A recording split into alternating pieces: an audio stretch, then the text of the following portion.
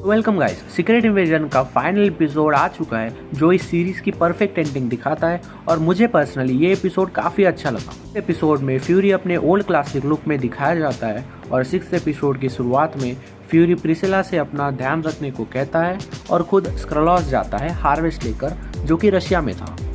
और यहाँ अमेरिका में रोडी का स्क्रल अब भी प्रेसिडेंट को बार बार कन्विंस कर रहा होता है रशिया के स्क्रल अड्डे पर हमला करने के लिए। आगे फ्यूरी को स्क्रलॉस के वही कैफे के सामने दिखाया जाता है जहाँ पिछले एपिसोड में ग्राविक और बाकी स्क्रल में लड़ाई हुई थी और हम बीटो की लाश जमीन पर पड़ी साफ देख सकते हैं। और जैसे ही फ्यूरी अंदर जाता है उसे और लाशें दिखती है और हम फ्यूरी को बीमार पड़ते देख सकते थे। और ये इसीलिए हो रहा था क्योंकि स्क्रलॉस एक अबैंडन न्यूक्लियर पावर प्लांट में बसा स्क्रल का अड्डा है और क्योंकि स्क्रल्स को रेडिएशन से कुछ नहीं होता इसलिए वो आराम से रह सकते थे और रशियंस एक न्यूक्लियर पावर प्लांट पर क्यों ही शक करेंगे।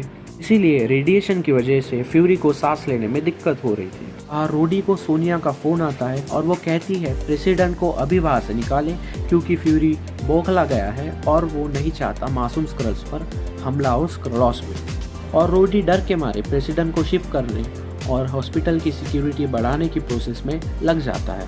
हम देखते हैं कि सोनिया उसी हॉस्पिटल में है और ये फ्यूरी और सोनिया के प्लान का हिस्सा है जिसे हम आगे देखते हैं कुछ देर बाद। और स्क्रलॉस में अपना फ्यूरी सुपर स्क्रल्स बनाने वाले रूम में पहुंचता है जहां ग्राविक उसका इंतज़ार कर रहा था। और तभी फ्यूरी की टैबलेट्स गिर जाती है और ग्राविक उसे ड्रिंक ऑफर करता है और कहता है ये जाम फ्यूरी की आखिरी कोशिश के नाम, क्योंकि ग्राविक को लग रहा था कि फ्यूरी अब हार चुका है। आगे हम हॉस्पिटल में सिक्योरिटी गार्ड्स को मरते देख सकते हैं और ये प्रोबेबली सोनिया का ही काम था। स्क्रलॉस में ग्राविक अपनी डींगे हाँकता है फ्यूरी के सामने और कहता है वो बिल्कुल मासूम था और फ्यूरी ने उसे लोगों को मारने के लिए कहा। और अपन जो ग्राविक का इंसानी फेस देखते हैं वो उसी आदमी का था जिसे ग्राविक ने सबसे पहले मारा था। उससे कहता है उसे काफ़ी ढूंढने के बाद भी ऐसा प्लेनेट नहीं मिला जो स्क्रल्स के लिए हैबिटेबल हो और इसीलिए उसने स्क्रल्स को इंसानी भेष में पृथ्वी पर रखने में ही भलाई समझी और यही उसके लिए सबसे आसान रास्ता था। पर अब ग्राविक का दिमाग ठिकाने नहीं है और वो पूरी इंसानियत के खिलाफ जंग चाहता है और फ्यूरी उसे द हार्वेस्ट देता है और बदले में कहता है वो किसी और प्लेनेट पर जाए, वहाँ के लोगों का प्लेनेट हथिया ले पर पृथ्वी को छोड़ दे। पर ग्राविक उसे इग्नोर करके उस मशीन में द हार्वेस्ट डाल देता है और वही अमेरिका में स्क्रलॉस पर हमला करने की पूरी तैयारी शुरू हो गई थी। देख पाते हैं द हार्वेस्ट में कितने सारे लोगों के डीएनए थे और जिनमें शामिल Ghost, Captain America, Corvus Glaive, Thanos, Outrider, Proxima Midnight, Captain Marvel, Abomination, Mantis, Cull Obsidian, Drax, कॉर्ड, Ebony Maw, Frost Beast, Hulk, Chitauri, Valkyrie, Thor Odinson, Gamora, Flora, Colossus और विंटर सोल्जर और काफ़ी नाम थे जिन्हें अभी नहीं दिखाया गया। उसी मशीन के बीचों बीच था और ग्राविक वहाँ आकर मशीन शुरू कर देता है और यहाँ फ्यूरी मारा भी जा सकता था पर ग्राविक को वो सारी पावर्स मिल जाती है जो कि द हार्वेस्ट में थी और वो फ्यूरी पर हमला करता है। हॉस्पिटल में सोनिया रोडी को पकड़ लेती है। फ्यूरी पर एक जोरदार हमला करने ही जा रहा होता है कि फ्यूरी उसका हाथ रोक लेता है और वो बस एक मुक्के में ही उसे काफ़ी दूर पटक देता है। अपन देखते हैं कि वो असल में गाया थी, फ्यूरी नहीं, और अब उसके पास भी सारी पावर्स है जो ग्राविक के पास थी। हॉस्पिटल में फ्यूरी प्रेसिडेंट को रशिया पर हमला ना करने के लिए कहता है और स्क्रलॉस में गाया ड्रैक्स का डोला और एक्सट्रीमिस्ट का हाथ लेके ग्राविक की तरफ भागती है। उनमें काफ़ी मस्त लेवल की बैटल देखने को मिलती है जहां दोनों ही अपनी वास्ट पावर्स को साथ मिलाकर कोऑर्डिनेशन में यूज़ करके एक दूसरे पर भारी पड़ रहे होते हैं।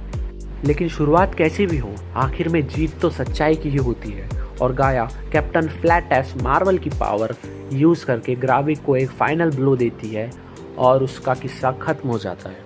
और हॉस्पिटल में फ्यूरी रोडी के स्क्रल को मार देता है और प्रेसिडेंट फ्यूरी के साइड आ जाता है और अपना हमला रोक देता है और गाया उन सारे लोगों को स्क्रलॉस से आज़ाद कर देती है जिनका रूप लेकर स्क्रल्स अपनी मनमानी कर रहे थे। प्रेसिडेंट रिटसन एक भड़काऊ भाषण देता है कि हम उन सारे गैर पृथ्वीवासियों को मार देंगे। आगे फ्यूरी प्रिसिला के स्क्रल वारा के पास मिलने आता है और जाते जाते कहता है कभी माफ़ करने का मन हो तो उससे कहता है कि कहाँ आना है। आगे सोनिया और गाया भी साथ आ जाते हैं। फ्यूरी प्रेसिडेंट को फ़ोन करता है और कहता है उसके भड़काऊ भाषण की वजह से हर गैरा खुद को सुपर हीरो समझ रहा है और स्क्रल्स को खुलेआम मार रहा है। कुछ बेवकूफ़ तो इंसानों को ही स्क्रल समझकर मार रहे हैं या खुद मारे जा रहे हैं। फ्यूरी स्क्रल्स के खिलाफ इस जंग को रोकने के लिए कहता है, लेकिन प्रेसिडेंट नहीं मानता।